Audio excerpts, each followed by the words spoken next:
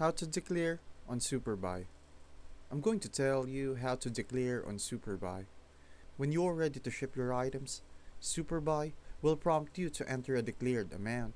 This is simply the total value of the items you ordered, not including shipping or other costs. Always use the real purchase price you paid. Under declaring might sound tempting, but it also can lead to customs delays, inspections, or even seizure, especially in countries like the US, where customs scrutiny has gotten much stricter recently. So when filing that field out, just be honest. List the true product value and if possible, add a short item description like cotton t-shirt or electronics to help smooth the process. That's all it takes to safely declare on Superbuy and avoid headaches later.